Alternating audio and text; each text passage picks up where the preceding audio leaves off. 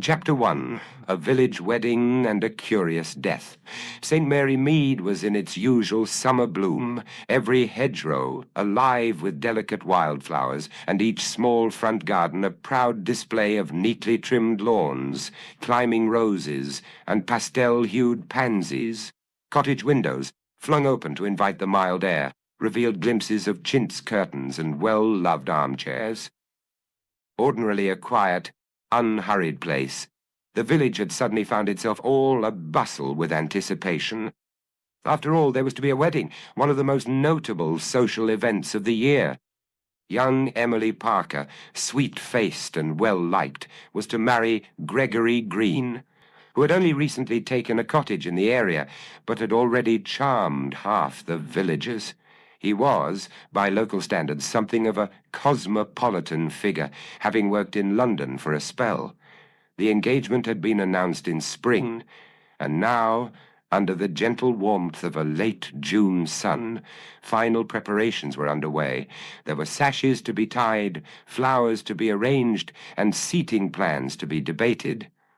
While some in St. Mary Mead assumed that weddings arose spontaneously from the benevolence of the heavens, Miss Jane Marple knew better. She had witnessed enough gatherings, festive and otherwise, to understand that perfect occasions require meticulous planning. Not that Miss Marple was directly involved in the planning herself, of course. She was merely on the periphery, keeping an attentive eye on the goings-on. From the cozy vantage point of her sitting-room window, she could watch neighbors hurry by, with ribbons, linens, and whatever else they could manage to balance in their arms.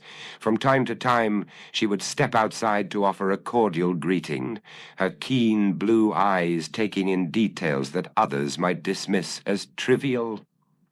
One such morning, Miss Marple paused in her rose-festooned doorway to chat with Colonel Bantry, who was returning from the Parker household. He carried an impressive bunch of freshly cut peonies, their petals a lush pink. His large mustache twitched with satisfaction as he informed Miss Marple that the flowers would grace the church during the wedding service. "Ah, Miss Marple," he said with a courteous tip of his hat. "This village won't see such a to-do for quite some time, I imagine." She smiled. "Well, Colonel, you know how weddings are. An occasion that brings out the best in people, usually. I do hope all goes smoothly for the young couple." Yes, of course," he replied. "Although I must say the last wedding in these parts had its own complications. Do you recall the dreadful business with the caterer's missing cake?" Miss Marple allowed herself a tiny chuckle. "Indeed I do. Let us hope no such mishap befalls Emily and Gregory." The Colonel nodded and continued on his way, leaving Miss Marple to mull over small village gossip. She took a moment to tidy a trailing stem of her climbing roses, then withdrew into the cool comfort of her parlour to resume her morning routine. A pot of tea, a slice of sponge cake, and a bit of embroidery. With her needle poised over a half-finished floral design, she let her thoughts wander. Weddings, after all, could be catalysts for tensions. Families gathered, old friends reappeared, and sometimes old quarrels re-emerged. Around midday, she heard the distant clang of a bicycle bell. Peering out her window, she saw the postman delivering letters along the lane. Nothing unusual in that, except that he paused at Mr. Jeremiah Blythe's cottage, half hidden by a row of lilac bushes across the road. Mr. Blythe was a recent arrival to the village, and had kept rather to himself. A tall, spare man, in his late 60s, he appeared to prefer solitary walks and the occasional meal at the local pub. Yet, in the last few weeks, Miss Marple had heard enough scattered remarks about visitors, odd parcels, and hush-hush conversations to wonder if there might be more to his story, something she sensed was causing him worry. After lunch, Miss Marple pushed such musings aside, for Mrs. Dolly Finch dropped by. Dolly was one of those delightful, if somewhat talkative neighbors who had an encyclopedic knowledge of local happenings. Over a cup of tea, Dolly rattled off updates about the wedding reception, the table linens ordered from a catalogue, the suggestion of salmon mousse for starters, and a last-minute squabble over the cake topper. Miss Marple nodded politely, gleaning a few interesting snippets about who might be jealous, who might be harboring resentments. One never knew when those little morsels of village gossip might prove illuminating. It was nearing tea's end when Dolly lowered her voice conspiratorially. "Of course, you've heard about Mr. Blythe's sudden spell, haven't you?" "A spell?" repeated Miss Marple, eyebrows lifting. Dolly nodded with grim satisfaction at being the bearer of fresh tidings. "Not 2 days ago I saw Dr. Haydock cycling away from Blythe's cottage. Looked all in a hurry, too. Didn't see Mr. Blythe out for his usual walk yesterday, some suspect an ailment. Sad business, really. He's not very old in spirit, still quite spry on his feet. But these things can happen." Polite though she was, Miss Marple didn't entirely trust Dolly's version of events. Dolly often spiced her stories with bits of conjecture. Nevertheless, it was intriguing. If Mr. Blythe was unwell, perhaps that explained the hush and the occasional worried glance from Dr. Haydock whenever Mr. Blythe's name was mentioned. It could be nothing, but it could be more. With Dolly's departure, Miss Marple straightened her teacups and allowed herself one small frown of concern. That evening, the sky was a serene swathe of lavender, the sun sinking just behind the silhouette of the church steeple. Miss Marple took her habitual evening walk, just a short circuit of the village lanes, to clear her head and greet any neighbors enjoying the pleasant twilight air. She changed pleasantries with Mrs. Parker, who stood by her garden gate, wringing her hands about tomorrow's schedule. The florist would arrive at dawn, the hairdresser an hour later. Emily was apparently inside, exhausted from final dress fittings and endless questions about place settings. "She's such a dear girl," Mrs. Parker confided. "But I do worry. All the stress seems to have her quite on edge. I'm sure she'll be happier once the day's over and she's properly married." Miss Marple offered a comforting smile. "Weddings can be overwhelming, no doubt, but I'm certain all will go well." Mrs. Parker nodded gratefully. "You're very kind, Miss Marple." "Good night, then." With a gentle good evening, Miss Marple continued her walk. She meandered past the vicarage, noting a light still burning in Reverend Caldecott's study. He, too, would have important work to do for the ceremony, papers to sign, vows to review. In the hush of the warm evening, her path eventually took her near Mr. Blythe's cottage. She glanced at his windows. No light shone within. Perhaps he had turned in early. It was in the hours before dawn that St. Mary Mead was wrenched from its slumber by dreadful news. Miss Marple woke to the sound of subdued voices outside, and upon peeking through her curtains, she saw Dr. Haydock's car heading toward Mr. Blythe's cottage.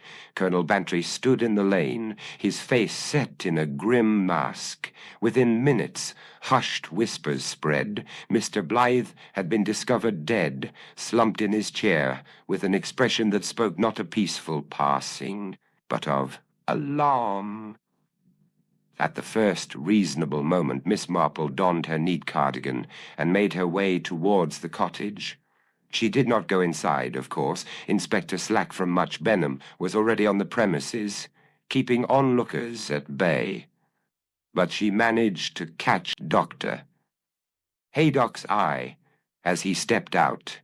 He looked troubled, far more so than one would expect for a simple heart failure.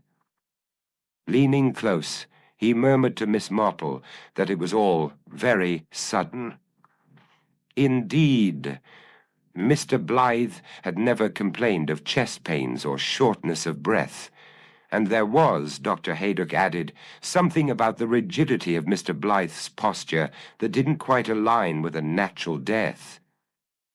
Miss Marple's heart fluttered with disquiet. One seldom liked to think of any suspicion of foul play, especially in a peaceful village like St. Mary Mead, but she knew better than most that such things could happen anywhere. She recalled Dolly Finch's earlier mention of Mr. Blythe's spell and Dr. Haydock's worried face. Perhaps there had been more to the matter. This was no time for gossip, though.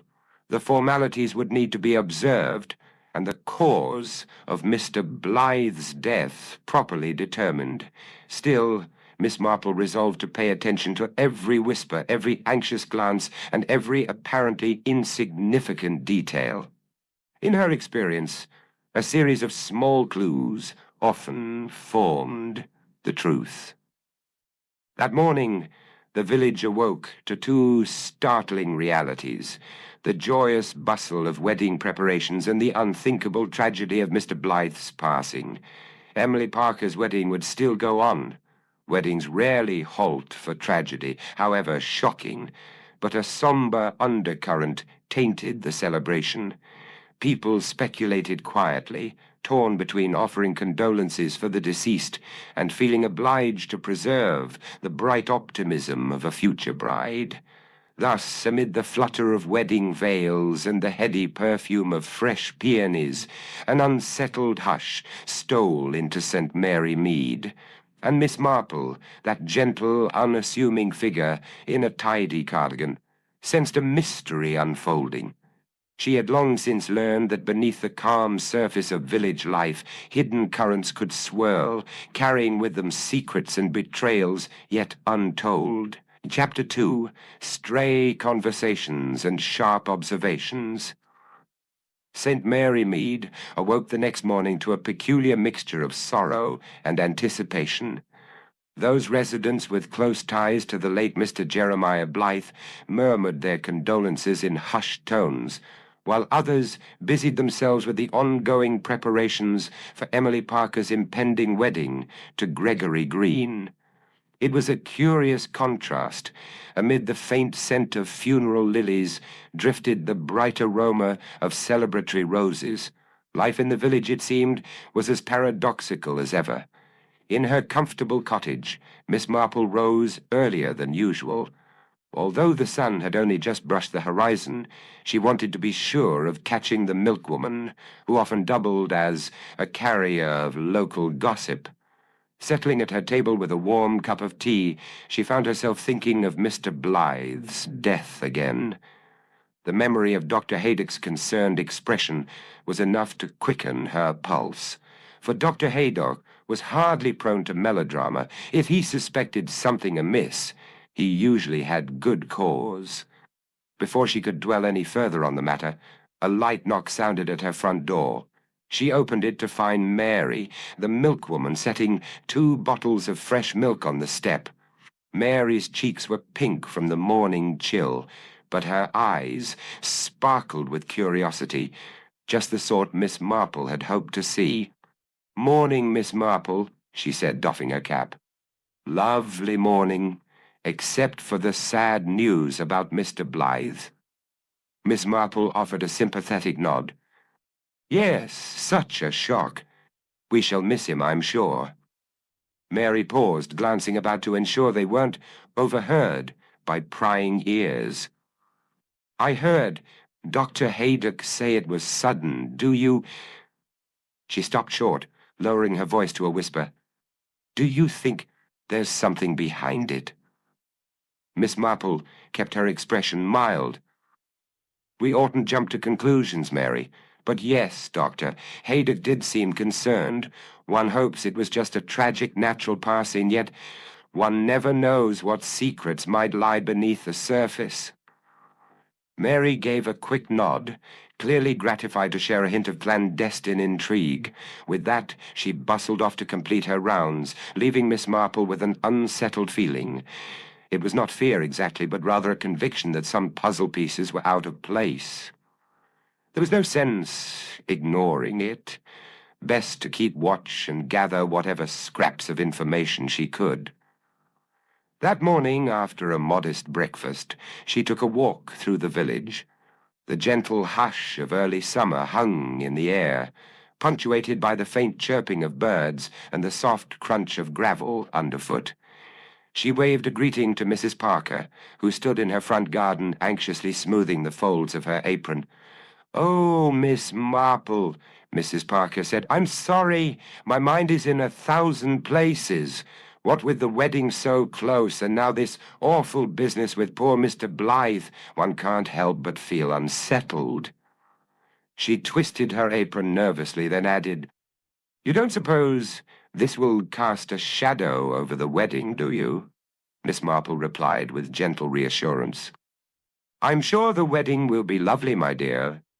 But do try not to overtax yourself. These things have a habit of working out in the end." As Mrs. Parker thanked her, Miss Marple caught a glimpse of Emily through the front window. The bride-to-be sat hunched at the table, her gaze lost in the swirl of teacup steam. There was a sadness about her, or perhaps only wedding nerves. Miss Marple couldn't quite put her finger on it, but she filed the observation away, as she so often did. Moving on, she decided to pay a quick visit to the church. Reverend Caldecott was an amiable man, ever patient and obliging, and as the officiant for Emily's wedding, he would undoubtedly be juggling many tasks. She found the church door ajar. Inside, the stained glass windows cast soft pools of colored light on the stone floor. Arrangements of white lilies and pale pink roses had already been placed near the altar in preparation for the forthcoming nuptials, their sweet scent perfuming the still air. The vicar appeared from behind the pulpit, holding a small prayer book. Upon noticing Miss Marple, he offered a warm welcome. "My dear Miss Marple, what brings you here so early? Though I suspect we both know the reason." His kindly face reflected a subdued concern. She returned his greeting. "Good morning, Reverend. I wondered if you might have heard anything new regarding Mr. Blythe's passing. You see, Doctor, Haydock mentioned it was quite unexpected. Perhaps Mr. Blythe confided in you recently." Reverend Caldecott's brow creased. "Well, nothing directly. However, he did come by last week hoping to speak with me privately. Unfortunately, I was called away just then, so we never had that talk. He seemed agitated, I suppose. I'd planned to make time for him, but events intervened." Miss Marple allowed a small sigh. What a pity. One can't help wondering if he had a burden on his mind. "Yes," the vicar agreed, his tone regretful. "If only I had spoken to him, though one cannot dwell on if-onlys. God willing, the truth will out somehow." Miss Marple thanked him for his time and discreetly slipped away, pausing at the church door to look again at the decorations. The wedding was meant to be a joyous occasion, but she sensed a faint tension clinging to the air, something intangible, yet all too real. Stepping back into the sunshine, she nearly bumped into Colonel Bantry, who was in conversation with Inspector Slack near the lich gate. The inspector acknowledged Miss Marple with a brisk nod. She recognized at once that professional glint in his eye, the same glint she had seen during other investigations. The colonel offered a polite tip of the hat, then turned to speak to her. "Miss Marple, good day," he said. "The inspector here is just looking into a few matters. We were discussing Mr. Blythe, naturally." Inspector Slack cleared his throat. "I know you have a knack for noticing details, Miss Marple. If you've observed anything that might be helpful—" Miss Marple kept her voice light, for such was the inspector's way, straight to the point. "I can't claim to have hard evidence, Inspector, but you know I'll keep my ears open. There was something about Mr. Blythe's sudden death that troubled Dr. Haydock. That, in itself, is noteworthy." Slack nodded, jotting something in a small notebook. "Yes, Doctor. Haydock indicated the death might not have been entirely natural. There's talk of some sign of distress on Blythe's face, and more concretely a few unusual bruises on his wrist. Could be nothing. Perhaps he fell. But we'll see. At that, Colonel Bantry interjected. I did hear he had a scuffle of sorts, or at least some heated words, with a visitor not too long ago. Saw a strange figure leaving his cottage late one evening. Never did get a clear look, though. Inspector Slack closed his notebook with a snap. Thank you, Colonel. I'll keep that in mind. Then, turning to Miss Marple once more, he added, I'll be about the village, if you remember anything else. Miss Marple watched as Inspector Slack strode off, leaving the Colonel to linger by the churchyard. They exchanged a few remarks about the weather and parted ways. All the while, Miss Marple's thoughts circled around the notion of a late-night visitor at Mr. Blythe's cottage. Who could it have been? On her way back home, she passed by the local grocer's. Standing outside was Mrs. Dolly Finch, that indefatigable source of rumours. Dolly beckoned Miss Marple over with a conspiratorial wink. I'm sure you've heard about the fuss, she began, lowering her voice. Apparently, Mr. Blythe received a letter from London just a day or two before he passed. No one knows who sent it, but I overheard him muttering about old debts coming due. Debts, you say? Miss Marple repeated softly, tucking the information away. Dolly nodded enthusiastically. Yes, indeed, sounds like trouble. They say he was pacing up and down in his garden, letter in hand, as though it carried the plague. Miss Marple thanked her for sharing the news. Knowing Dolly Finch, some of it might be embellished, yet there could well be a kernel of truth. After bidding Dolly good day, she resumed her journey home, her mind abuzz. A visitor leaving Blythe's cottage late one night, a mysterious letter from London, bruises on Blythe's wrist, and a vicar's missed conversation. The pieces felt disconnected. Still, she had an abiding faith that if she kept her eyes open, a pattern would soon emerge. Reaching her cottage, Miss Marple settled into her parlour chair. In her lap rested her knitting bag, though her hands remained still. She gazed out the window at the sunlit lane, mind drifting over all she had learned.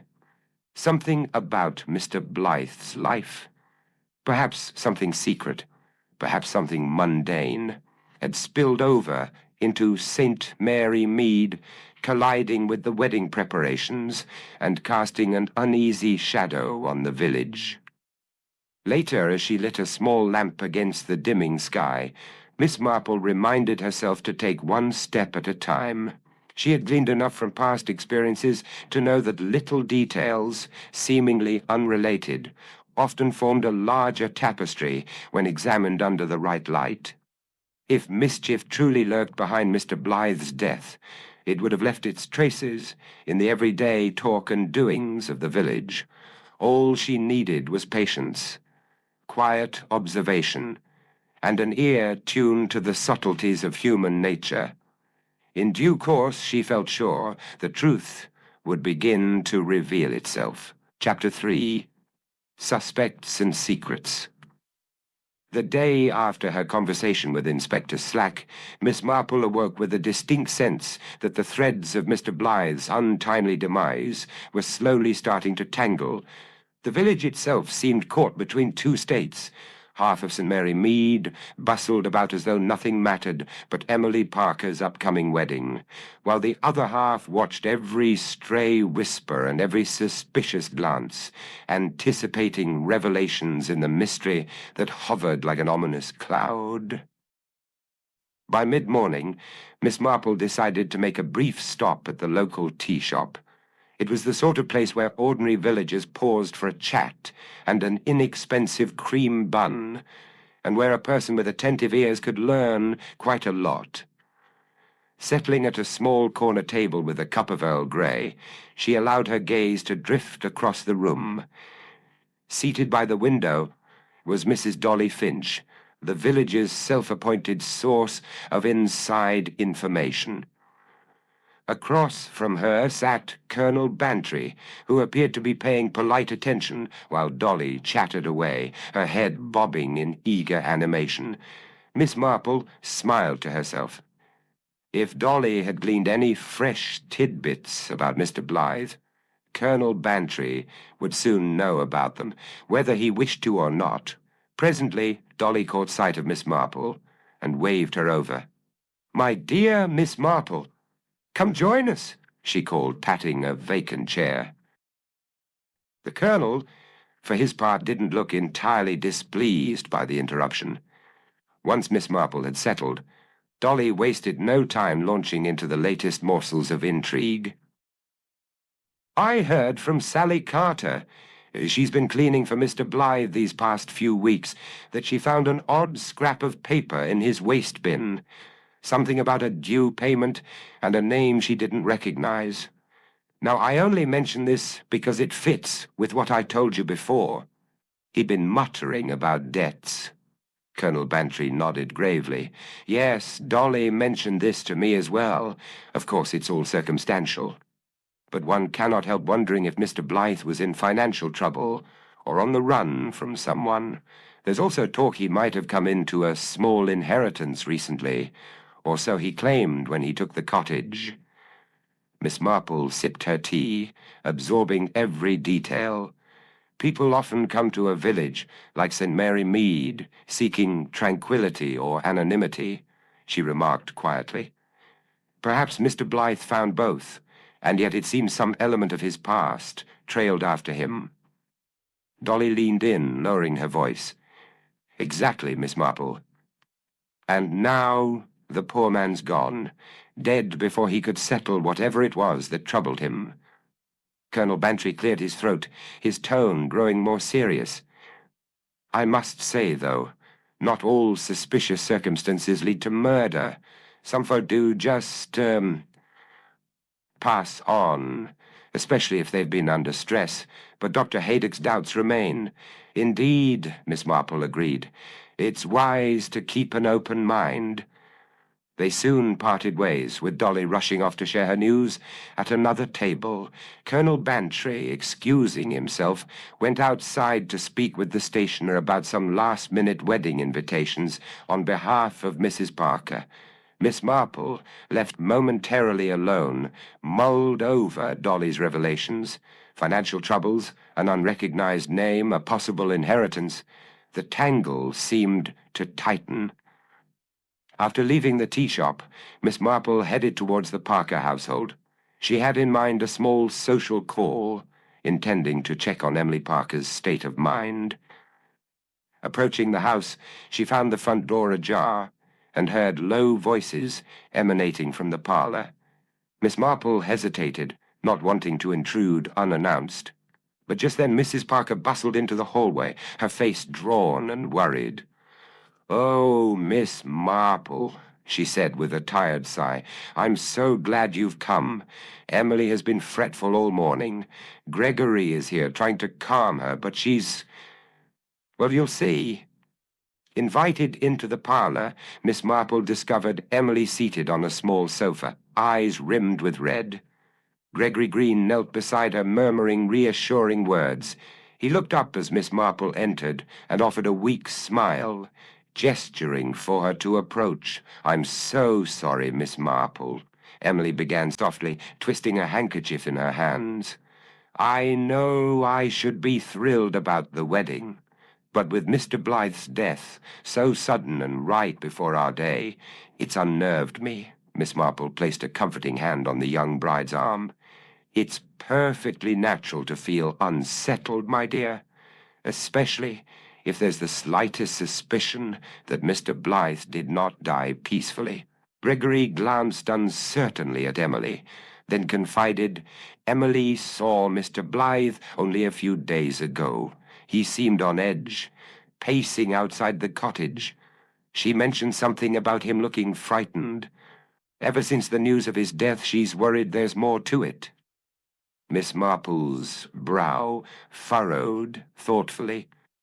"Indeed, sometimes when people carry secrets, it can weigh heavily on their manner. Mrs. Parker, standing by the doorway, chimed in, "Oh, my poor Emily. I wish she didn't have to fret over this now. She needs rest and happiness before her wedding." Miss Marple gave the mother a reassuring pat on the arm. Then, addressing Emily again, she asked gently, "You haven't had any direct involvement in Mr. Blythe's affairs, have you? Sometimes, if we see or hear something, it can weigh on our minds." Emily hesitated. For a moment, Miss Marple saw in her eyes the flicker of someone who holds back a half-remembered confidence, but almost as swiftly that flicker disappeared. "No," Emily said quietly, "nothing beyond noticing he was distressed. I'm probably just rattled because it happened so close to my wedding." Miss Marple accepted the answer without pressing further. It was possible. Emily truly knew nothing concrete. Still, an older and more experienced part of Miss Marple suspected otherwise. She thanked them for their time and excused herself, advising Emily to rest.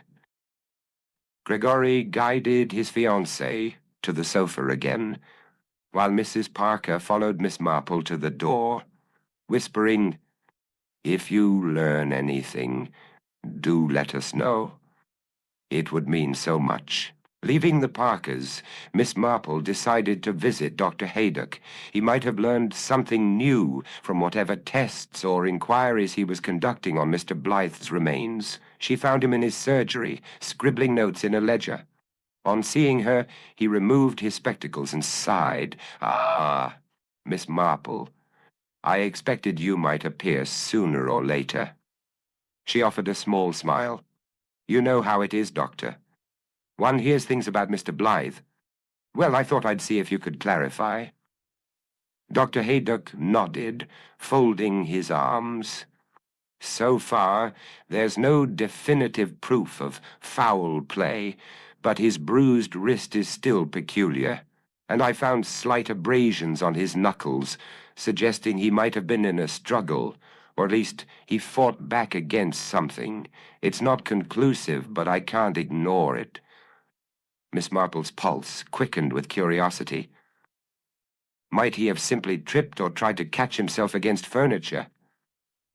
"It's possible," the doctor conceded, but, was whereas the pattern suggests a defensive motion, and that final expression on his face, he looked frightened, Miss Marple, truly alarmed. One sees that sometimes with victims of heart failure, brought on by extreme shock. We must wait for further analysis, but I'd say there's reason to suspect he met with violence or terror. Though Miss Marple's gentle features showed concern, she inwardly felt a shift in certainty. This was more than mere village chatter. Mr. Blythe's final hours likely involved confrontation. Thanking Dr. Haydock for his candor, she left the surgery with a sense of both solemnity and purpose. If Mr. Blythe had indeed been threatened or harmed, the question remained, who in St. Mary Mead, or perhaps from beyond, possessed motive enough to risk murder? As she strolled back along the lane, Miss Marple tried to organize her thoughts. She recalled Dolly Finch's mention of a mysterious letter, Colonel Bantry's sighting of a late-night visitor at Blythe's cottage, Emily's observation of him looking terrified, and Dr. Haydock's medical suspicions. These strands formed a tangled knot, and yet from experience Miss Marple knew that each snippet, each quiet remark, was part of a greater tapestry. Sooner or later, a pattern would emerge. Just as she arrived at her front gate, a soft voice called her name. Turning, Miss Marple saw Louisa Chapman, a quiet widow who rented a room just off the high street. Louisa, limping slightly from a minor ailment, approached with careful steps. She looked uneasy, glancing over her shoulder, as if worried someone might overhear. "Miss Marple," she said in a low tone, I'm not sure if I should say anything, but I know you look into these matters. I saw Mr. Blythe speaking with someone in the lane near my house the night before he died. It was dark, and I couldn't see the other person's face, but they were definitely arguing. I heard raised voices. Mr. Blythe sounded afraid, while the other was quite angry. Miss Marple's expression remained composed, but inside she felt a spike of interest. "Thank you, Louisa. That's most helpful. Did you happen to hear any names mentioned?" Louisa shook her head. "No, just a few words about owing something and not keeping quiet any more." After that, they moved away. Well, I'm sorry I can't tell you more." Patting Louisa's hand, Miss Marple offered a warm smile. "Don't apologize, dear. What you've shared is significant. If you recall anything else, please do let me know. And be careful. It's often wise to stay vigilant, especially in unsettled times." With a fearful nod, Louisa continued on her way, leaving Miss Marple to reflect upon this latest piece of the puzzle. Evidently, Mr. Blythe had enemies, perhaps from old business dealings, perhaps from personal entanglements. Someone in the village or someone visiting from outside had confronted him, and now he was dead. Quietly letting herself into her cottage, Miss Marple resolved to keep gathering details with her usual patient thoroughness. Sometimes, in a village as small and interwoven as St. Mary Mead, secrets had a way of coming to light in the most mundane of conversations. All that was needed was a watchful ear, a compassionate heart, and a willingness to see beyond the ordinary. And Miss Marple possessed each of those qualities in abundance. Chapter 4. An Unsettling Discovery. The morning sun found St. Mary Mead bathed in a soft golden light, illuminating bright summer blooms and neat rows of hedges that lined the cottage gardens. From her sitting-room window, Miss Marple watched the dappled sunshine play upon the lane, noticing how even the warmth of the day could not dispel the undercurrent of anxiety lingering in the village. It was now only 3 days before Emily Parker's wedding, yet the excitement that should have filled the air was muted by the quiet, persistent questions regarding Mr. Blythe's passing.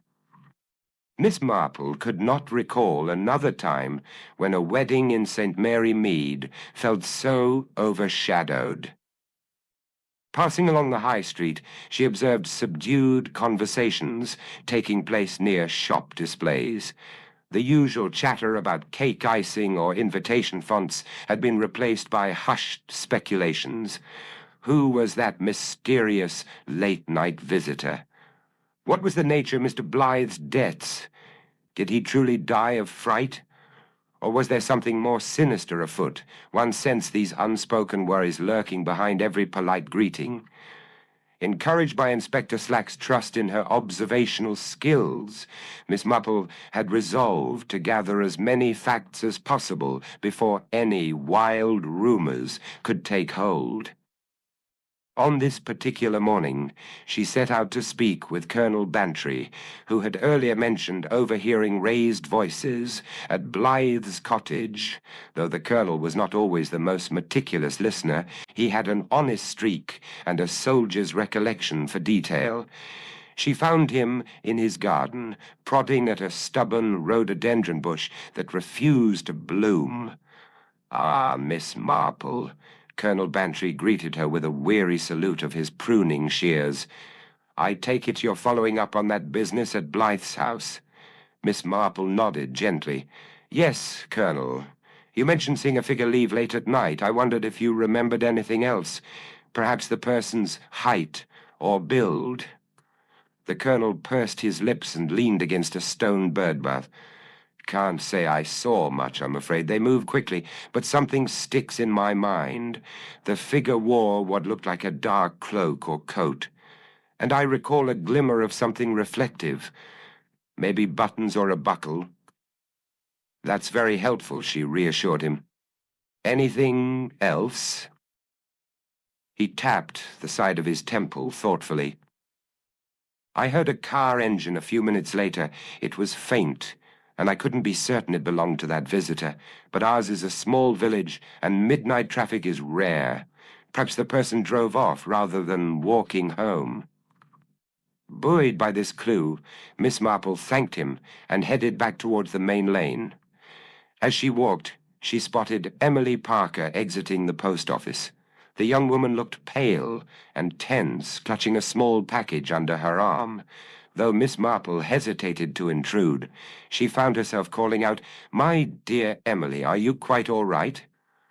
Emily turned, her eyes darting as if wary of being observed. "Oh, Miss Marple," she said, attempting a smile that did not reach her eyes. "I'm fine, really. Just last-minute wedding details, you know. So many things to organize." Miss Marple gently inquired if there was anything specific troubling her. After a moment's hesitation, Emily sighed. "Well, I keep thinking about Mr. Blythe. I can't shake the feeling he was trying to warn someone, or perhaps to confide in them, before he died." She paused, then added, "Sometimes I even worry Gregory or I might have unwittingly crossed paths with whatever caused him fear." The older woman gave Emily's arm a comforting squeeze. "It's only natural to feel unsettled, my dear, but do try not to let it overshadow your happy day. If there's truly something amiss, we'll see it put right soon enough." Emily nodded, though her expression remained troubled. She said her polite farewells and slipped away, leaving Miss Marple with a pang of sympathy. A wedding ought to be filled with joy, yet Emily's eyes reflected a burden no bride should bear. Deciding not to impose further, Miss Marple continued to the vicarage, hoping that Reverend Caldecott might have gleaned some insight from his parishioners. The vicar welcomed her into his tidy study, which smelled faintly of beeswax and leather-bound hymnals. He confessed that the congregation's mood had shifted in the wake of Mr. Blythe's death. Though many outwardly planned for the wedding, they approached him privately with anxious questions. "They're torn between celebrating and mourning," he explained, offering Miss Marple a seat. "And I must admit I'm just as perplexed as they are. This was not a man who showed any outward sign of a terminal illness." Miss Marple gave a thoughtful nod. "Indeed, you mentioned he'd wanted to speak with you about something urgent. I do wonder if it concerned debts or blackmail, or even a past wrongdoing." "At time was Rue. Reverend Caldecott's face grew serious. "I believe so. The poor fellow seemed weighed down by the idea that time was running out to set matters straight, as he put it. I'm sorry I didn't press him more then and there." Their conversation was interrupted by a soft rap on the door. Louisa Chapman stood in the entry, holding a small envelope. Seeing Miss Marple, she hesitated, then stepped forward. I found this near my back garden wall," Louisa said, her tone quavering. "It's addressed to Mr. Blythe, though. I have no idea how it ended up on my property." Miss Marple accepted the envelope. The paper looked slightly crumpled, as if it had been hurriedly stuffed into a pocket and later discarded. The address, penned in spidery black ink, read simply, "Mr. Jeremiah Blythe," with no street or postal code. The flap had already been torn open, but the note remained inside. Reverently, she and the vicar looked it over. The message was short, only a few lines. "We haven't forgotten. You owe us, and we'll collect, no matter where you try to hide. You promised to help, but your silence is betrayal. Don't force our hand." The final words ended in a flourish of black strokes, but there was no signature. Miss Marple's heart fluttered with unease. This note lent real credence to the idea that Mr. Blythe had been threatened. Reverend Caldecott exhaled slowly, looking at Louisa in sympathy. "Where exactly did you find it?" "By the garden wall, near some ivy," she answered. "I was pruning roses when I saw something white. I'm frightened, Miss Marple. Reverend, I'm frightened about who might have tossed it there." Gently, Miss Marple placed a hand on Louisa's arm. "Let us keep this note safe. I'm sure Inspector Slack will want to see it, but try not to worry too much. We'll get to the bottom of this. Thank you for coming forward." After Louisa departed, the vicar accompanied Miss Marple to the door, each lost in sombre thought. Outside, the sun had risen high, casting sharp shadows on the vicarage lawn. It was a stark reminder that amid the village's everyday brightness, hidden corners lay dark and troubled. With a damning note in hand, Miss Marple proceeded directly to Much Benham's small police station, where Inspector Slack maintained a tidy, if somewhat cramped, office. He scrutinized the letter, eyebrows arching when he read the threatening lines. "Well, Miss Marple," he said, "this certainly points towards blackmail, or something very close to it. If Blythe was involved in shady dealings, perhaps he tried to flee or cut ties, and someone followed him." Miss Marple pressed her lips together thoughtfully. "One wonders whether the writer of this note came to St. Mary Mead in person. Colonel Bantry heard a late-night commotion. Louisa Chapman heard arguments, and Mr. Blythe had bruises, signs of a struggle. This letter could tie all of that together." Inspector Slack set the letter aside, tapping his desk with a pencil. "I'll have our team check the paper and handwriting. Don't expect miracles. These typed or scrawled messages rarely yield tidy evidence, but we must try. Meanwhile, I suggest we stay watchful. If the culprit remains in the area, they might be feeling cornered. That can make people desperate." Thanking him, Miss Marple left the station and walked briskly back to her cottage. Along the way, she passed the Parker home once more. Wedding decorations and floral deliveries continued to arrive in a flurry. She glimpsed Emily's pale face at an upstairs window, a half-smile flickering, then vanishing as the bride drew back from the glass. Miss Marple found her own spirits weighed down by the knowledge that something dangerous lurked under the surface of this seemingly idyllic village. She wished fervently that Emily's big day could proceed without more distress. Shortly before supper, Miss Marple allowed herself a quiet half-hour to reflect. She sat in her parlor, a cool breeze wafting through the lace curtains, the letter's ominous words echoing in her mind. "Don't force our hand. Who were we?" A consortium of aggrieved parties from Mr. Blythe's past. A single individual using intimidation.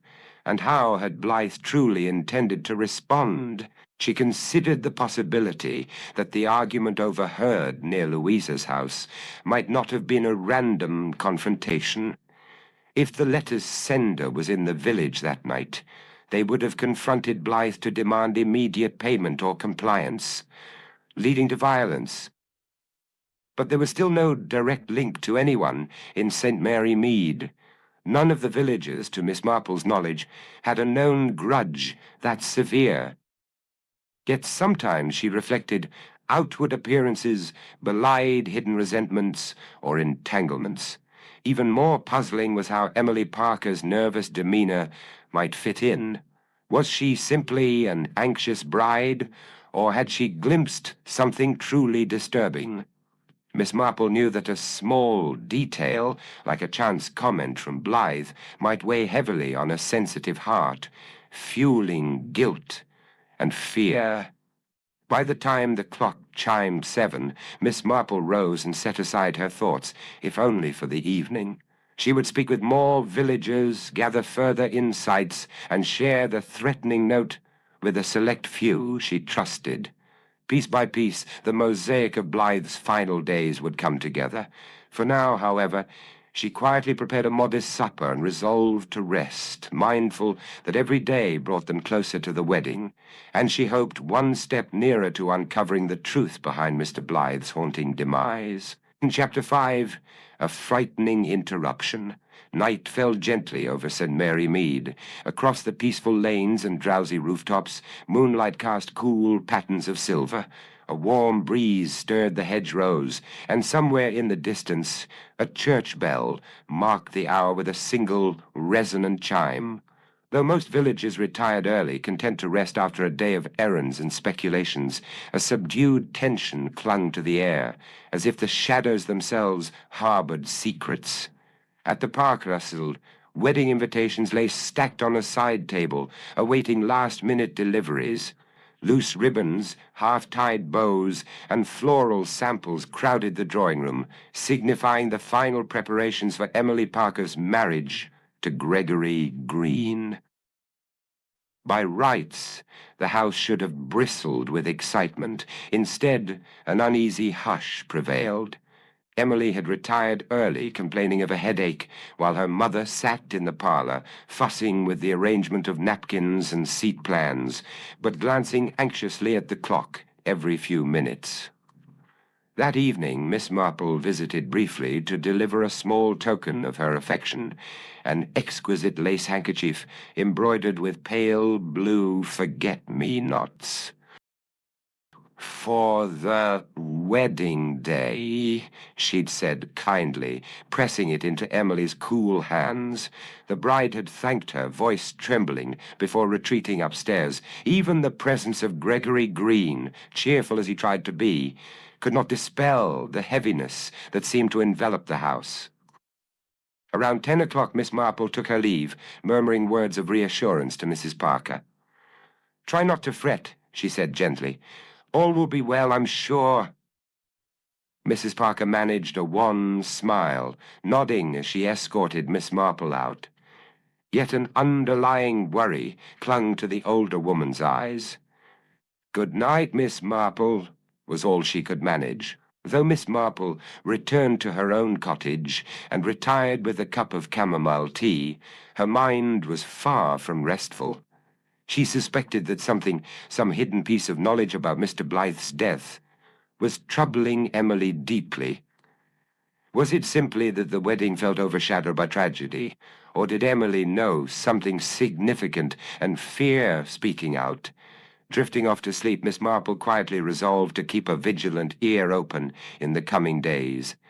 Shortly after midnight, the calm of St. Mary Mead was shattered by a scream, an unmistakable cry of alarm that rent the silence. Several lights sprang to life in neighboring windows. Curtains twitched as startled villagers peered out, unsure of the cause. Word traveled swiftly down the lane. Something was amiss at the Parker home. Within minutes, a small group had gathered outside the gate, nightclothes hastily covered by dressing gowns. Colonel Bantry, dressing gown askew, barked instructions for someone to fetch Inspector Slack. Dr. Haydock arrived, bleary-eyed but determined, medical bag in hand. Miss Marple, awakened by the commotion and driven by concern, joined them, her hair hastily tucked beneath a warm cardigan. From inside the house, the front door swung open to reveal Gregory Green. He stood breathless and disheveled, his usually composed face marked by alarm. "Please, come in," he stammered. "Emily's been frightened half to death." A low gasp passed through those assembled. Miss Marple slipped through the doorway, followed by Dr. Haydock and Colonel Bantry. They found Emily in the dimly lit hall, trembling, her hair loose around her shoulders. Mrs. Parker hovered close by, wringing her hands. The echo of Emily's scream still clung to the walls. Gregory recounted the events in a hushed voice. "Emily was asleep. I was in the next room, going over some paperwork for the reception. I heard her scream, dashed in, and found the window open. She swears she saw a figure, a person dressed in dark clothing, standing by her dressing table. The intruder fled the moment she screamed." "Did they harm you?" Dr. Haydock asked gently, guiding Emily to a chair. She shook her head, teeth chattering. No, I woke up to see them rifling through my desk drawer. They froze when our eyes met, then climbed out the window. It happened so quickly. Inspector Slack arrived moments later, pushing through the gathering crowd outside and stepping briskly into the hall. His posture was all business as he surveyed the scene. "All right," he barked. "Everyone keep calm. Miss Parker, can you describe the intruder's appearance?" Emily swallowed hard. It was too dark to see the face. They wore a dark coat or cloak, I think. I couldn't tell if it was a man or woman, only that they moved swiftly and were quite agile going through the window. "Nothing stolen?" Slack prompted, glancing around the room. Mrs. Parker quickly answered, "We haven't noticed anything missing yet. Emily's jewelry box is untouched. The desk drawer only contained wedding papers, seating lists, a few receipts." Miss Marple's gaze sharpened. A rummage for random valuables would point to a common burglary, but that explanation seemed too simple, especially given the hush that had hung over the house. She spoke up softly. "Emily, might the intruder have been searching for something other than jewelry, perhaps a document or letter?" Emily looked startled by the suggestion. I'm not sure. There's nothing in that desk but wedding-related notes." Inspector Slack nodded, rubbing his chin. "We'll inspect the room. Dr. Haydock, would you kindly check Miss Parker for any shock symptoms? The rest of you, please remain here for the moment. I'll have a look at the perimeter." While the inspector and Colonel Bantry set about examining the bedroom and the grounds outside, Miss Marple lingered downstairs, speaking quietly with Emily and Mrs. Parker. Gregory, too, hovered protectively near his fiancée, holding her hand in both of his. Eventually Emily's trembling subsided enough for her to sip some water. Miss Marple knelt beside her chair, voice gentle. "My dear, I know this is terribly frightening, but if there's anything at all, that might link Mr. Blythe's death to this intrusion, we must know. Had you any personal involvement with him, or did you overhear something you weren't meant to?" Emily opened her mouth, hesitated, then closed it again. A small pulse flickered at her temple, suggesting some internal battle. At last, she whispered, "Truly, Miss Marple, I don't know. I never had private dealings with him. He was just an older gentleman who moved in and mostly kept to himself. I only glimpsed him a few times, though. He did try to speak to me once near the post office. He seemed agitated, as though on the verge of confiding something. But then he changed his mind and hurried away." Before Miss Marple could press her further, Inspector Slack returned to the hall, face grim. "No footprints outside the window," he reported, "but I found some scuff marks on the sill. Looks like someone climbed down using the ivy trellis. Whoever it was, they left no obvious calling card." Colonel Bantry, who'd followed behind, piped in, "The bedroom's in a bit of disarray, like they were searching for something, but everything else in the house seems untouched." Mrs. Parker raised a trembling hand to her mouth. "But why Emily's bedroom? She's only got wedding notes and a diary in that desk. None of it would be valuable to a burglar." Inspector Slack nodded, rubbing his chin. "We'll inspect the room. Dr. Haydock, would you kindly check Miss Parker for any shock symptoms? The rest of you, please remain here for the moment. I'll have a look at the perimeter."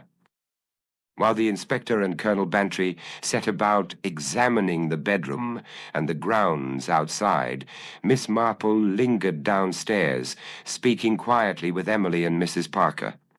Gregory, too, hovered protectively near his fiancée, holding her hand in both of his. Eventually Emily's trembling subsided enough for her to sip some water. Miss Marple knelt beside her chair, voice gentle. "My dear, I know this is terribly frightening, but if there's anything at all, that might link Mr. Blythe's death to this intrusion, we must know. Had you any personal involvement with him? Or did you overhear something you weren't meant to?" Emily opened her mouth, hesitated, then closed it again. A small pulse flickered at her temple, suggesting some internal battle. At last, she whispered, "Truly, Miss Marple, I don't know. I never had private dealings with him. He was just an older gentleman who moved in and mostly kept to himself. I only glimpsed him a few times, though he did try to speak to me once, near the post office. He seemed agitated, as though on the verge of confiding something. But then he changed his mind and hurried away. Before Miss Marple could press her further, Inspector Slack returned to the hall, face grim. "No footprints outside the window," he reported, "but I found some scuff marks on the sill. Looks like someone climbed down using the ivy trellis. Whoever it was, they left no obvious calling card."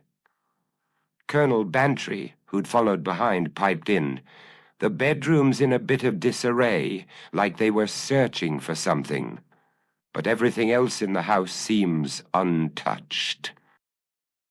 Mrs. Parker raised a trembling hand to her mouth. "But why Emily's bedroom? She's only got wedding notes and a diary in that desk. None of it would be valuable to a burglar." Inspector Slack gave a nod. "Exactly my thought. This intruder either made a mistake in choosing that room, or they were after something specific. If the latter, we need to ask, what on earth would a bride's personal papers have to do with Mr. Blythe, or with any alleged blackmailer?" A heavy silence followed. No one had an answer. Miss Marple regarded Emily's pale face, recalling the earlier conversation about Mr. Blythe's unsettled demeanor. A suspicion grew that Emily, though not guilty of any wrongdoing, might hold a clue she herself did not recognize. The inspector took statements from each member of the household, noting times, locations, and any suspicious details. He advised Mrs. Parker to keep doors and windows locked, especially at night. Dr. Haydock, satisfied that Emily's distress was settling, left with assurances he would check on her again. Colonel Bantry departed to reassure the small knot of curious neighbors that there was no cause for immediate alarm. Finally, in the hush that followed, Miss Marple prepared to leave as well. She looked kindly at Emily. "I'm so sorry this happened to you, my dear. Perhaps you should stay with your mother or Gregory for the remainder of the night. Better to avoid sleeping alone until we're sure of no further trouble." Mrs. Parker agreed swiftly. "Emily can have my room. I'll sit by her, or Gregory can remain in the next room. Anything to stop another fright." Gregory squeezed Emily's hand. "We'll manage, Miss Marple, thank you." Offering a parting nod to Inspector Slack, Miss Marple stepped out into the warm, moonlit darkness. Despite the late hour, her mind whirled. The intruder's midnight visit suggested a targeted motive, not a random theft. Had Emily inadvertently come across some vital piece of evidence, perhaps a letter or clue linking her to Mr. Blythe's hidden affairs? Or was the intruder, for reasons unknown, trying to intimidate her into silence? Lifting her eyes to the starry sky, Miss Marple took a steadying breath. The wedding was only 2 days away. In times past, such an occasion would have brought unbridled joy. But now it seemed overshadowed by dread. She silently resolved that, whatever the cost, she would do her utmost to uncover the truth. For Emily's sake and for the good of the village, she had to see that justice prevailed, and that any threat lurking in the shadows was banished by the light of knowledge. Thus, with measured steps, Miss Marple made her way home, the night's silence pressing close. Outside her cottage she paused a moment, peering down the moonlit lane. Somewhere in the darkness, someone was determined to keep Mr. Blythe's secrets buried, or to find something that might expose them further. Only time and careful sleuthing would reveal the full extent of the danger. But Miss Marple, wise in the ways of human nature, had faced hidden truths before. She would do so again, for the sake of peace in St. Mary Mead, and for one frightened young bride whose wedding day now lay under a cloud of fear. Chapter 6. Unraveled Threads. The sun rose on St. Mary Mead in a wash of gentle pinks and golds, heralding the penultimate day before Emily Parker's wedding.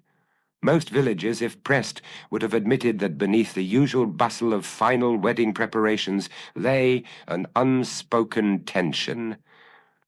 News of Emily's midnight intruder had spread swiftly, lending a note of unease to every conversation.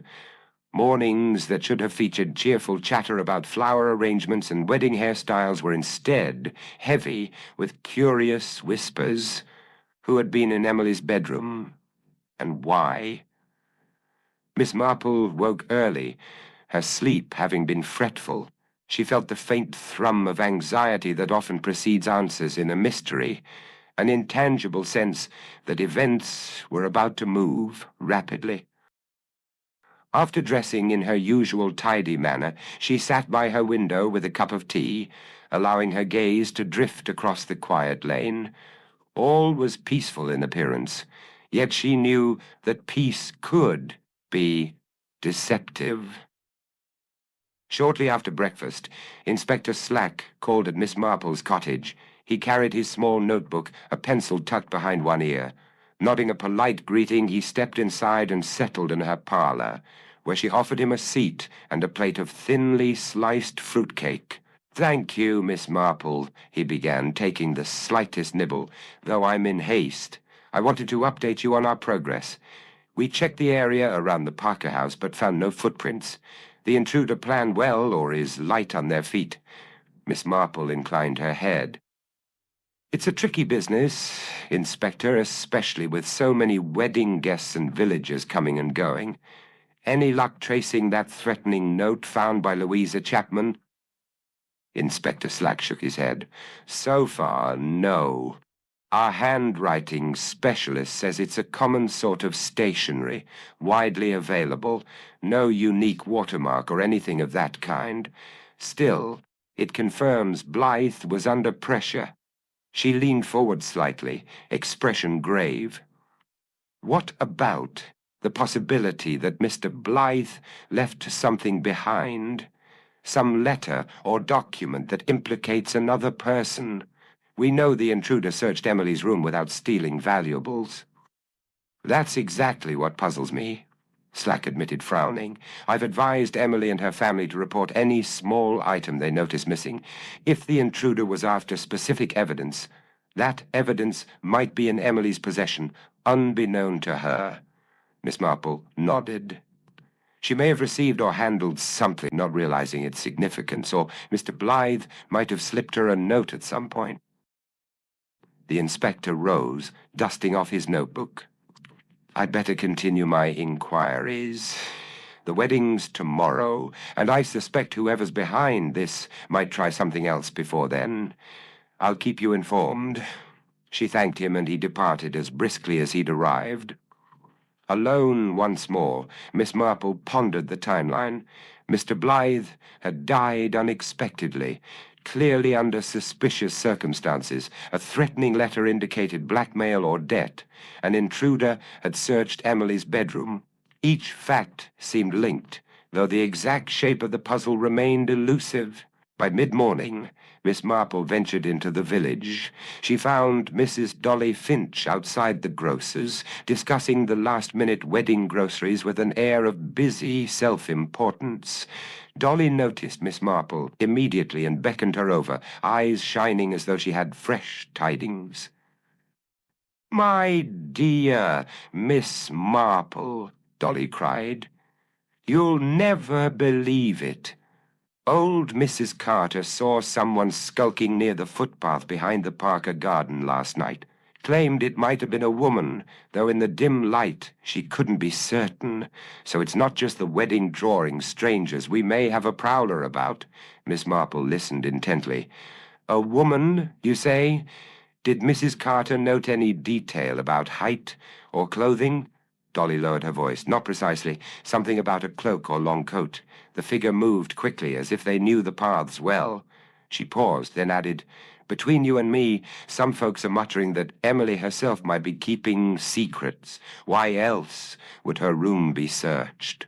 But I say nonsense. That girl's sweet as they come." Miss Marple frowned slightly. "Indeed, Emily is a dear girl. Sometimes such rumors stem from fear. I'd caution everyone to be careful with assumptions." With a polite farewell, she left Dolly and continued toward the vicarage. Reverend Caldecott had arranged a rehearsal for the wedding ceremony later that afternoon, and Miss Marple thought it prudent to attend as an onlooker. While she had no formal role in the nuptials, her quiet presence often proved comforting in times of trouble. Inside the church, she found Colonel Bantry, Mrs. Parker, Gregory Green, and a few others already gathered. Emily stood at the front, testing her walk down the aisle. Despite wearing a simple day dress rather than her bridal gown, she held herself with evident tension. Gregory hovered at her side, murmuring reassurance. Reverend Caldecott greeted Miss Marple with a nod. "We're a bit subdued," he confided. "Emily's nerves, you understand. I'm hoping a smooth rehearsal will put her mind at ease." As Emily rehearsed her walk, Miss Marple observed carefully. Now and again, Emily's gaze flickered toward the open doorway, as though expecting someone to burst in with dire news. Whenever the vicar spoke of vows and blessings, she seemed momentarily lighter, only to resume her anxious manner the second attention shifted away. After the rehearsal, Miss Marple approached Gregory Green. The young man was typically cheerful, yet today he appeared worn, shoulders tight with worry. "Gregory," she said gently, "how is Emily bearing up?" "I do worry about her." He exhaled, raking a hand through his hair. "She's struggling, Miss Marple. We both are. I'd do anything to ensure our wedding day is peaceful. But Mr. Blythe's death, the intruder, none of this makes sense. Emily seems convinced there's something she overlooked, something that might explain it all." Miss Marple nodded thoughtfully. "If she recalls anything, no matter how trivial, please encourage her to share it. Sometimes the smallest recollection unlocks a bigger mystery." He agreed, though his eyes remained clouded with concern. That afternoon, Miss Marple returned home to find a note tucked beneath her door. Written in a shaky hand, it read, "Please come to my cottage. I have something you must see. Louisa Chapman." The message, simple though it was, sparked immediate curiosity in Miss Marple's mind. Louisa had already provided crucial information about Mr. Blythe's argument with a stranger. Had she uncovered more? She wasted no time setting off. Louisa Chapman lived in a modest cottage on the outskirts of the village. When Miss Marple arrived, she found Louisa awaiting her on the small porch, wringing her hands. A tiny furrow creased the widow's brow, and she gestured nervously for Miss Marple to enter. Inside, Louisa led her guest to the parlor, where a thin envelope lay on the table. "I found this in my post-box," Louisa explained, voice hushed. "No return address, and it mentions Mr. Blythe by name." With a certain gravity, Miss Marple picked up the envelope and scanned the single sheet of paper within. "Louisa, you were closer to Blythe than people know. If you betray our secret, there'll be consequences. Stay silent. This is your last warning." The note was unsigned, the handwriting unfamiliar. But something in the threatening tone made the hairs on the back of Miss Marple's neck prickle. Louisa's voice trembled as she stood by, hands clasped together. "I don't understand. I was never close to Mr. Blythe, not in the sense they imply. I only knew him from the times we'd crossed paths. He seemed kind enough, helped me with groceries once, And then that row in the lane I told you about, but that hardly constitutes a secret bond, does it?" Miss Marple regarded her kindly. "People sometimes assume connections where none exist, or they blame others for fear that their own wrongdoing may be exposed. Are you certain there's no past link to Mr. Blythe from your life outside St. Mary Mead?" Tears sparked in Louisa's eyes. "I've nothing to hide, truly. I came here after my husband's passing, wanting a fresh start. I'd never met Mr. Blythe before I saw him in the village. This note, it's terrifying." Miss Marple laid a gentle hand on Louisa's arm. There, my dear.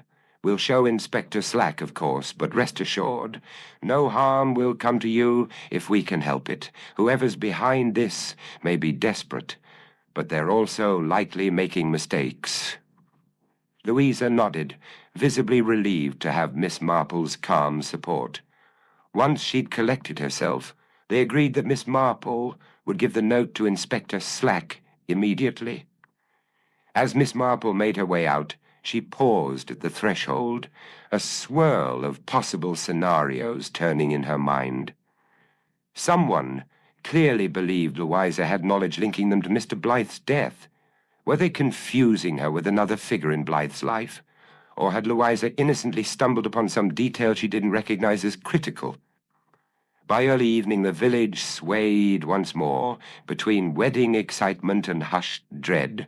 Shops closed, lanes emptied, and lamps glowed faintly in the windows. Miss Marple, having delivered Louisa's note to a grim-faced Inspector Slack, returned to her cottage with the unsettled sense that more pieces were falling into place, yet the overall design still eluded her. She thought of Emily's pale face, Gregory's worried eyes, Louisa's trembling fear. None seemed capable of harming Mr. Blythe, so if they were involved, it must be unwittingly.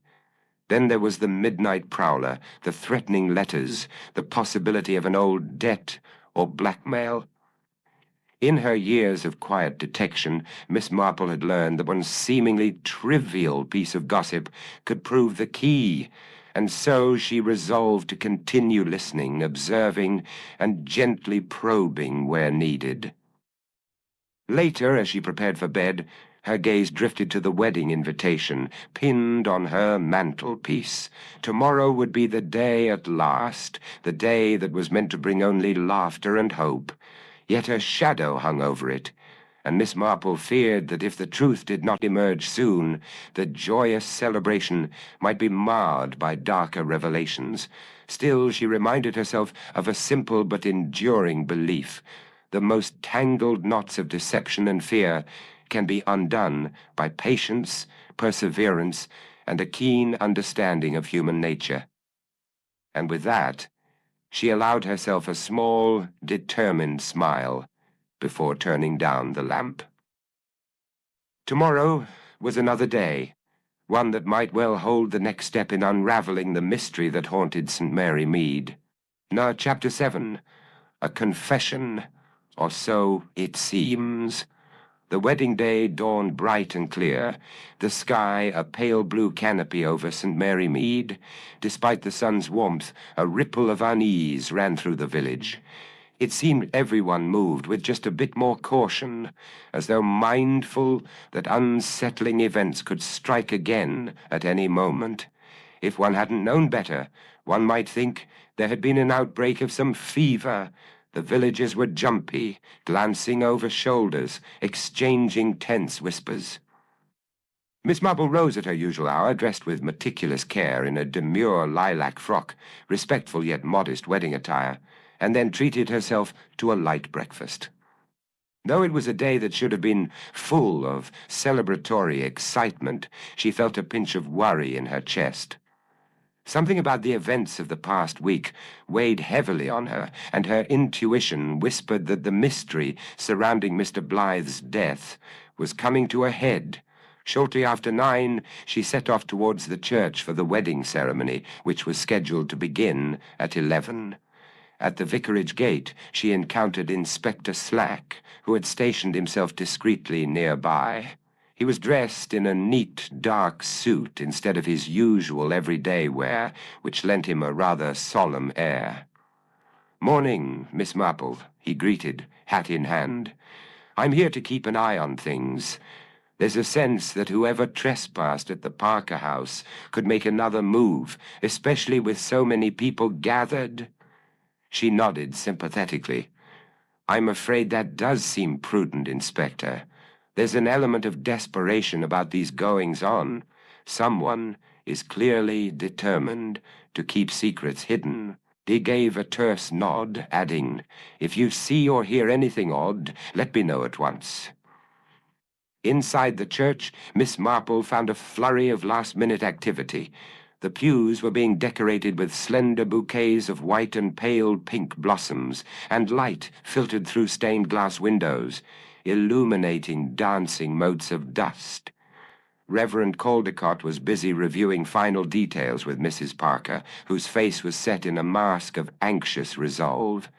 Gregory Green, standing near the altar, wore a well-tailored suit. He seemed composed, but the tightness around his eyes suggested a man holding himself together through sheer willpower. A hush fell as Emily Parker arrived at the back of the church, dressed in an elegant bridal gown of soft ivory. Even from a distance, Miss Marple could see Emily's hands trembling upon her bouquet of lilies. The bride gave a fragile half-smile to acquaintances who whispered compliments on her appearance. Miss Marple's heart went out to the young woman, for her eyes still carried the shadow of fear. When the organ music began, and Emily proceeded slowly up the aisle, Miss Marple took a seat near the front, ready to witness the exchanging of vows. Reverend Caldecott cleared his throat and began the service, his voice echoing gently through the high arches.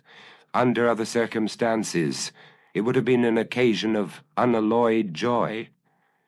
Yet the congregation could not entirely banish thoughts of Mr. Blythe, the threatening letters, and the looming uncertainty of who might be responsible. The vows were spoken in soft tones that strained to sound confident. Gregory's voice held steady. Emily's wavered only slightly. Miss Marple felt relief stirring as the ceremony neared its conclusion. Perhaps, despite everything, the wedding might offer a measure of solace and normalcy. But then, at the moment, Reverend Caldecott asked if anyone knew of any impediment to the marriage. A sudden commotion broke the hush. From the very back of the church, a voice quavered, "Wait, I must speak." Heads turned sharply. There stood Louisa Chapman, her face ashen and her posture unsteady. She leaned on the end of a pew for support, breathing heavily. A wave of shocked murmurs rippled through the congregation. Emily let out a small gasp, and Gregory instinctively reached for her hand. Reverend Caldecott, taken aback, paused, his eyes flicking between Louisa and the suddenly transfixed guests. Miss Marple felt her heart skip a beat. Surely Louisa wasn't about to disrupt the wedding with talk of Mr. Blythe's demise? Seeing that she had everyone's attention, Louisa hesitated, her words catching in her throat. At last she stammered, I'm so sorry. I can't remain silent anymore." She looked desperately at Emily and Gregory. "I know something about Mr. Blythe's death." Another collective gasp surged through the church, and Colonel Bantry, seated a few rows behind Miss Marple, half rose in alarm. Mrs. Parker let out a small cry of distress. For a moment no one spoke. Then Reverend Caldecott cleared his throat once more, voice echoing in the stunned hush. "Miss Chapman, if there is something relevant, though I must say this is hardly the time—" Louisa shook her head vigorously. I'm sorry. Truly, I am. But I can't let them marry without knowing, without hearing. I was there that night." A flurry of whispers erupted, and Inspector Slack stepped forward from the side aisle, signifying his official presence. Miss Marple watched, her own mind racing. Louisa had been threatened by anonymous letters. Could she be about to make a confession? Or was she trying to protect someone else? Gulping in air, Louisa continued, voice trembling. I'd gone to see Mr. Blythe, intending to ask him to leave me alone. I'd learned he was dabbling in something dreadful. I'd found receipts suggesting blackmail, or maybe something even worse. We argued. She paused, tears glistening on her cheeks. He grabbed my wrist. I tried to push him away. He fell, hitting his head on the table edge. I panicked. I ran off. And then he died, and I didn't summon help. Her words trailed away, drowned out by the church's collective gasp. Some onlookers stared in horror. Others looked unsure whether to comfort her or remain silent. Emily's bouquet slipped from her grasp, petals scattering across the aisle. Gregory placed a protective arm around her shoulders, a worried frown darkening his features. In the midst of this, Inspector Slack stepped forward, expression firm. Miss Chapman, let us speak outside. You're making a serious accusation of yourself, I might add. Louisa shook her head with a sort of tragic resolve. I can't bear the guilt any longer. I caused his death, even if not intentionally. Despite her bold words, something in Louisa's eyes struck Miss Marple as uncertain. It was the look of a person forced into a role, as though reading lines from a script she wasn't fully convinced about. Miss Marple might have dismissed it as shock or nerves, but her instincts whispered caution. She rose to her feet, moving calmly to stand near Inspector Slack. Inspector, she said gently, let us take Miss Chapman to the vestry. We can discuss this privately, away from so many prying eyes. Reverend Godecart nodded shakily. Yes, please. We should continue the ceremony afterward, if possible. The bride, poor Emily, is quite overcome. Gregory guided Emily to a chair beside the altar, cradling her trembling hands. Mrs. Parker dabbed at her eyes, torn between motherly concern and the dramatic turn of events. Meanwhile, the rest of the congregation looked on, some shifting uncomfortably, others whispering behind raised hands. Inside the small vestry, Louisa collapsed onto a wooden chair, tears streaming. Inspector Slack remained standing, notebook at the ready, while Miss Marple discreetly stood nearby. All right, the inspector began softly. Tell us precisely what happened, step by step. Through sobs, Louisa repeated her account. How Mr. Blythe had pressured her, how she discovered some incriminating papers linking him to unscrupulous dealings, how their argument had turned physical, and how he'd fallen. He threatened to ruin me, she choked out, so I tried to leave and he grabbed at me. I shoved him. He struck his head and there was so much blood. I panicked, Inspector, and fled. When she finished, she gazed at the floor, her entire body trembling. Inspector Slack rested a hand on the back of his chair, looking troubled. These are grave matters, he said. If it's true, we must investigate thoroughly. Louisa nodded, tears still falling. I'm confessing now because I've been tormented by it. And all these rumors, threats, and that poor girl's intruder, perhaps they're tied to Blythe's death. I thought if I told the truth, everything else would stop. Miss Marple observed Louisa's posture, the tremor in her voice, and the shape of her story. A part of her believed that Louisa did indeed confront Mr. Blythe, but she also sensed an inconsistency, a gap unaddressed. Perhaps Louisa truly felt responsible, yet something about a faint, desperate look in her eyes suggested she wasn't fully convinced of her own guilt, as though there was more she wasn't saying, or someone else she feared implicating. Inspector Slack closed his notebook. Miss Chapman, I'll arrange for a formal statement at the station, but for now, let's keep this quiet. We don't want to cause further distress in the church." Sniffling, Louisa merely nodded. Miss Marple, with characteristic kindness, offered her a handkerchief. Louisa accepted it, dabbing her eyes. "I'm sorry," she whispered. "I never meant to ruin Emily's wedding, but I just couldn't hide it any longer." Miss Marple placed a comforting hand on her shoulder.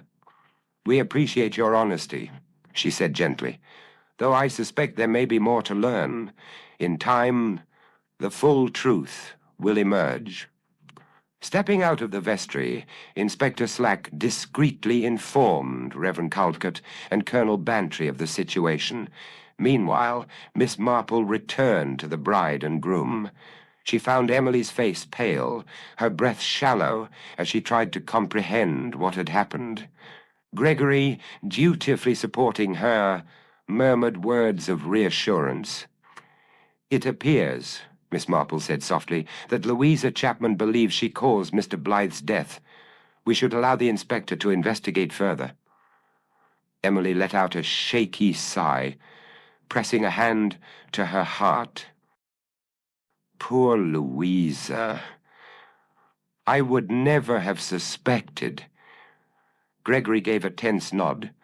"If that's true, at least we have some explanation," he managed, though he, too, appeared uncertain. Reverend Caldecott, clearing his throat, then quietly asked if the ceremony might continue. Emily looked at Gregory, who gently grasped her hand. Though shaken, they both agreed to proceed. The wedding resumed, albeit under a pall of whispered speculation. Vows were exchanged, rings placed upon trembling fingers, and the couple were pronounced husband and wife. A subdued applause rippled through the congregation. Yet, as the newlyweds walked down the aisle, Miss Marple could see the lingering distress in Emily's eyes. Despite Louisa's confession, so dramatic and seemingly final, doubts remained. Had Louisa truly been responsible for everything, or was there some deeper web that she alone could not untangle? Miss Marple had witnessed enough human dramas to know that confessions are not always what they seem. Sometimes a person confesses to protect another, or to shield themselves from a different, darker fear. Leaving the church, Miss Marple cast one last look at the sky, where bright midday sunshine streamed down upon St. Mary Mead. Though the wedding was now complete, the mystery felt anything but resolved. If anything, Louisa's sudden admission had raised as many questions as it answered. Tomorrow, or perhaps even before, Miss Marple felt certain the final revelation would come to light. For the shadow still lingered over the village, and only the whole, unvarnished truth could banish it. Chapter 8. The Unmasking of Truth. Sunlight slanted through the windows of St. Mary Mead's vicarage, illuminating floating specks of dust in the warm afternoon air. The fragrance of freshly cut roses left over from the wedding arrangements lingered near the door. Despite the cheerful setting, there was a pervasive sense of unease among the small group gathered inside. A hush fell as Miss Marple, seated on an upright wooden chair, neatly folded her hands in her lap. In attendance were Inspector Slack, looking rather stern, Reverend Caldecott, his expression troubled, Colonel Bantry, moustache twitching with curiosity, Mrs. Parker anxiously twisting a handkerchief, Dr. Haydock, hands tucked behind his back in professional composure, Louisa Chapman, eyes red and downcast, and of course the newly married couple Emily and Gregory Green. The bride and groom had been fetched from their modest post-wedding luncheon at Mrs. Parker's request. She had insisted that the matter of Mr. Blythe's death be settled once and for all, lest the shadow of tragedy continue to loom. Miss Marple cleared her throat softly and began in her gentle, measured voice. "I am most grateful to you all for gathering here. I know how distressing recent events have been. Louisa Chapman has offered a confession regarding Mr. Blythe's death, and yet I fear we are not in possession of the entire truth." At these words, Louisa bowed her head, colour washing from her cheeks. She still seemed convinced that her own actions had led to Blythe's demise. Her shoulders trembled. Before anyone could speak, Miss Marple offered her a reassuring nod. "My dear Louisa, your confession was very brave. I believe you did struggle with Mr. Blythe, and indeed pushed him. However, I'm now quite certain he was alive, though in distress, after you left the cottage that night." A collective gasp rippled through the room. Emily's eyes widened, while Colonel Bantry raised both bushy eyebrows. Inspector Slack, standing near a small bookshelf, snapped to attention. "Alive," he echoed. "We found no direct evidence of that." Miss Marple nodded sympathetically. "True, but Dr. Haydock's medical examination hinted that Mr. Blythe suffered a blow to the head, which on its own may not have been fatal. The bruising on his wrist and knuckles suggested further struggle. That led me to think he might have encountered someone else after Louisa fled." Louisa looked up, tears brimming. But I saw him bleed. I was certain—" Miss Marple's voice was kind. "Fear can be very persuasive, my dear. In your panic, you assumed the worst, but it seems he was still conscious, briefly at least, and more harm was done." Turning her steady gaze to the newlyweds, Miss Marple went on. "As for the intruder who ransacked Emily's desk, well, I suspected they might have been searching for something Mr. Blythe left behind. He'd hinted at a secret, possibly blackmail. With so many local rumors about debts and threats, it stands to reason that Blythe kept evidence somewhere, and when certain persons feared that Emily had unknowingly received that evidence, they took great risks to retrieve it." Emily's hand fluttered to her throat. "But I never received anything from him, nothing at all." Gregory Green placed a comforting arm around his wife. "Emily knows nothing. She wouldn't conceal important papers from the police, especially not after the break-in." Miss Marple inclined her head. "Yes, indeed, Emily wouldn't conceal them. But we must consider the possibility that Mr. Blythe slipped something inside those wedding notes, perhaps a letter or a key, without Emily noticing. There was no time for him to speak openly, so he may have acted surreptitiously. I believe that's why the intruder targeted Emily's room rather than searching the entire Parker house." Reverend Caldecott cleared his throat, his voice echoing slightly in the high-ceilinged room. "But who, then, is responsible for Mr. Blythe's final demise?" Miss Marple's kind eyes rested on Gregory Green. "The final piece fell into place for me, Mr. Green, when I recalled your occasional anxiety during the wedding preparations. You repeatedly asked if Emily had mentioned anything about Blythe. A normal groom might be curious about the hush over Blythe's death, but you seemed deeply troubled. Even the night of the intruder you appeared breathless and not entirely surprised." Gregory's face paled. Emily stared at him, confusion etched on her features. "Gregory," she whispered, "what is she saying?" I don't know," he stammered, dropping his gaze. Miss Marple clasped her hands. "You see, Mr. Green, Mr. Blythe recognized you from London. He knew something about your past, a questionable business or perhaps a financial scandal. He threatened to expose you, especially if he believed you had not fulfilled some debt or promise. That letter Louisa found, mentioning 'we haven't forgotten you owe us,' might well have applied to more than one person, but I fear you were the one genuinely indebted, Mr. Green." Inspector Slack stared at Gregory. "Is that true? Were you indebted to Blythe?" Gregory tried to collect himself, but his words emerged in a rush. "It was never meant to go this far, Blythe and I had a business arrangement years ago. I thought it was settled. Then he turned up here of all places, demanding money again, threatening to wreck my reputation. I couldn't bear the thought of Emily discovering my mistakes, so I confronted him on the night he died. Beside him, Emily's lips parted in a silent gasp. She clutched his arm in a mix of shock and dismay. Gregory continued, eyes downcast. I went to his cottage after Louisa left. He was injured, bleeding, and furious. He accused me of orchestrating the confrontation with Louisa, said I'd manipulated her to put him off balance. That's not true, he added hastily, shooting a glance at Louisa's stricken face. But Blythe wouldn't listen. He demanded the full sum of money or he'd ruin me. Dr. Haydock stepped forward, voice gentle but insistent. So what happened next? Gregory's breath hitched. He tried to phone someone. Maybe the police, maybe an associate.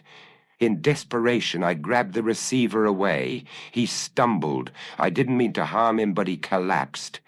His heart must have given out from the shock or the pain of his earlier injury. Soft murmurs of dismay filled the room. Mrs. Parker's hand flew to her mouth. Colonel Bantry let out a low whistle. The hush in the vicarage deepened as Gregory bowed his head.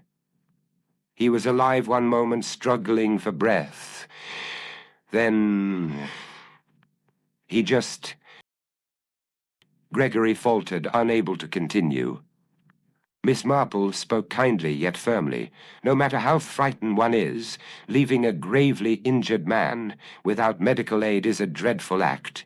You hurried away, hoping his passing would be blamed on the confrontation with Louisa. When the rumors sprang up and Louisa's confession emerged, you saw a chance to remain silent, but your nervousness revealed that you carried guilt of your own. Emily's eyes brimmed with tears, heartbreak lining her features. "Oh, Gregory," she whispered, "why didn't you trust me? We could have faced this together." He shook his head, voice cracking. "I feared you'd call off the wedding or despise me for my past. It was selfish, I see that now. I never meant to kill him, truly." Inspector Slack inhaled sharply, taking a step forward. "This is a serious admission, Mr. Green. Accident or not, you'll have to answer for Mr. Blythe's death." Gregory nodded, tears gathering at the corners of his eyes. "I understand," he managed, turning to Emily with a look of desperate remorse. "I'm so sorry." The bride's face was a picture of anguish. Before she could respond, Louisa Chapman spoke up, tears spilling freely. "I blame myself all this time, but I see now I left Blythe alive, and it was your confrontation afterward that proved fatal." Miss Marple rested a gentle hand on Louisa's arm. "None of us could have known the entire truth until now. We must, however, acknowledge your role. Pushing him might have contributed to his downfall, but you acted in self-defense, and you did not deliver the final blow." Reverend Caldecott, deeply shaken, whispered a prayer under his breath. Mrs. Parker, tears in her eyes, moved closer to Emily, placing a trembling arm around her daughter's shoulder. Inspector Slack's voice cut through the sorrowful hush. "Mr. Green, you will come with me to make a full statement. Depending on Dr. Haydock's medical findings, the law may regard this as manslaughter or involuntary homicide, but it is for the courts to decide." Gregory nodded numbly.